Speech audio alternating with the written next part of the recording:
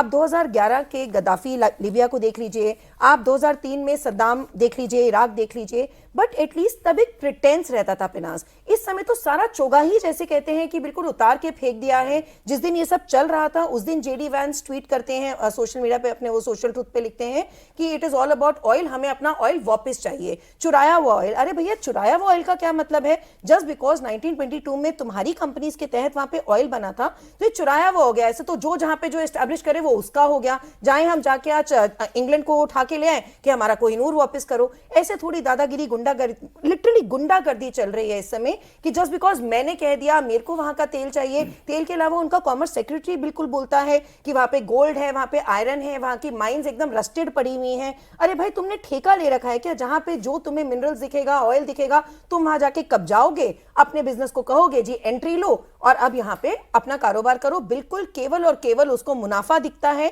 इसके अलावा और कुछ नहीं दिखता है। मुनाफा तो दिखता है भाई, अपना मुनाफा करे, लेकिन हिंदुस्तान में मतलब आप मतलब क्या करते हैं? मतलब मोदी इज माय फ्रेंड, आजकल मुझसे खुश नहीं है, वो मुझे खुश करने की कोशिश कर रहा है, वो मुझसे मिलना चाहता है।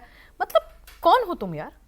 देखिए, अगर इनका सिद्धांत देखें तो अंतर्राष्ट्रीय संबंध में हम पढ़ते हैं, जिसे कहा जाता है मैडमैन थियरी। मैडमैन थियरी जो है, और वो थियरी है, बाजाप्ता थियरी है, रिचर्ड निक्सन पे शुरुआत हुई थी इसके, कि हम जो करेंगे, जो प्रेडिक्टेबिलिटी है, वो अगला हमारा जो एडवर्सरी है वो समझ नहीं पाए। कि हमारे पास न्यूक्लियर वेपन है, हम न्यूक्लियर वेपन का इस्तेमाल कर देंगे। निक्सन साहब भी ऐसे ही करते थे। लेकिन धीरे धीरे जो व्यवस्था आने लगी, बदलने लगी, उसको देख के यही लगने लगा कि ये उसी मैडमैन थियरी का रियल मैडमैन है। वो थियरी था, ये मैडमैन है और उसको थियराइज कर रहा है। मतलब ये थ्योरी से ज्यादा प्रैक्टिकल में आ गया। ये प्रैक्टिकल में आ गया। इसको देख के लगता है, इनको देख के लगता है कि ये रियल मैडमैन है जिसको व्हाइट हाउस का कब्जा मिल गया। इमेजिन कीजिए, उसका जो क्लब है व्हाइट हाउस का, उसका मार्बल खरीदने वो खुद जाता है। कोई प्रेसिडेंट ऐसा करता है तो आप उसका स्तर समझ सकते हैं। हाँ। गजा में जहां इतनी त्रासदी थी, जो भी कारण रहा हो, वो कहता था हम रिवियरा बनाएंगे। स्कॉटलैंड गया जहां उसकी प्रॉपर्टी थी, उसने कहा कि देखो ऐसा रिवियरा बनाना चाहिए, इस तरह के लोगों को डेवलप करना चाहिए। यानी उसके जो दिमाग में है, वो सिर्फ एक ही चीज घूमता है, किस तरह से प्रॉफिट बनाया जाए। और ग्रीनलैंड अभी तो कांग्रेस को भी इन्फॉर्म कर दिया कि ग्रीनलैंड खरीदना है भाई हमें। खरीदना नहीं है, हड़पना है। हड़पना है is the word he is using. और जो ग्रीनलैंड के बारे में अभी कर रहे हैं, ये रियल टेस्ट होगा इंटरनेशनल डिप्लोमेसी का आने वाले दिनों में। क्योंकि ग्रीनलैंड कोई चलता फिरता देश का होंडुरास और पनामा और वेनेजुएला, कोलंबिया तो है नहीं। वो नेटो के सदस्य का एक पार्ट है जो कहता है, और इसकी आबादी 55,000, टेरिटरी बहुत बड़ी, तो उसको लगता है कि ये रियल एस्टेट मेरा है, यहाँ पे बिल्डिंगें बन सकती हैं, यहाँ रेयर अर्थ मिनरल बन सकता है, और ऑलरेडी अमेरिकन प्रेजेंस है वहां। तो आप समझ सकते हैं कि वो सिर्फ ये चाहता है कि ज्यादा से ज्यादा जमीनें हड़पी जाएं जो 16वीं 17वीं या उसके पहले शताब्दियों में राजा महाराजा मतलब ये प्रेसिडेंट है अमेरिका का जो पूरी दुनिया की अगर कहें कि दिशा और दिशा तय करने वाला शख्स हो सकता था। लेकिन जैसा आपने कहा कि किस लेवल पर आकर ये खेल रहा है और क्या हरकतें कर रहा है, वो नहीं लगता है उस तरह की।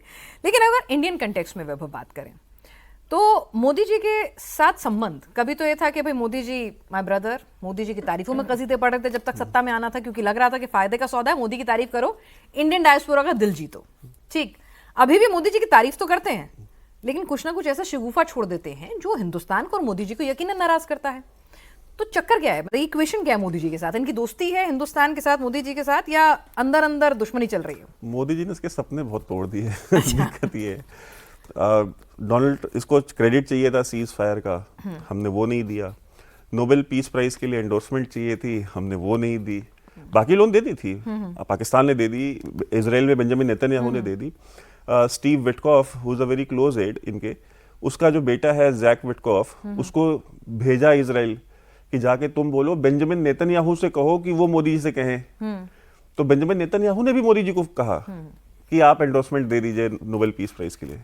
मोदी जी ने नहीं दिया, बिकॉज मोदी जी को पता था कि यार जब तुम्हारा कोई लेना देना नहीं है तो हम किस बात का क्रेडिट दें। और नोबेल पीस प्राइज का अगर हम एंडोर्समेंट देते हैं तो किस बिना पे देंगे, ग्राउंड क्या होगा उसका। ठीक है, तो हम, वैसे मैंने कहा कि हम अमेरिका या उन जैसे देशों की तरह हम है नहीं, हमारी विदेश नीति वैसे चलती नहीं है। जैसे मैंने कहा, हमारे प्रिंसिपल्स हैं, हमारी वैल्यूज है, हम उन पे चलते हैं। अब वहां पे आपने उसको लेट डाउन किया है। सेकेंड, उसने 48 बार बोला कि मैंने वॉर रुकवाई, हमने एक बार भी नहीं माना, हमने अपना स्टैंड फर्म रखा। और जो जिस तरीके का एक्सेस वो इंडियन मार्केट में चाहते हैं, ठीक है, और जिन चीजों को लेकर चाहते हैं वो हमारे हित में नहीं है। हमारी 70% आबादी जो है वो किसान है, वो खेती से जुड़े हुए लोग हैं। आप कहते हो कि हम अमेरिका के एग्रीकल्चरल प्रोडक्ट्स और डेयरी जो है उनको हम इंडिया में एक्सेस दें, तो हमारे किसान का अनाज कहाँ जाएगा, वो कौन खरीदेगा?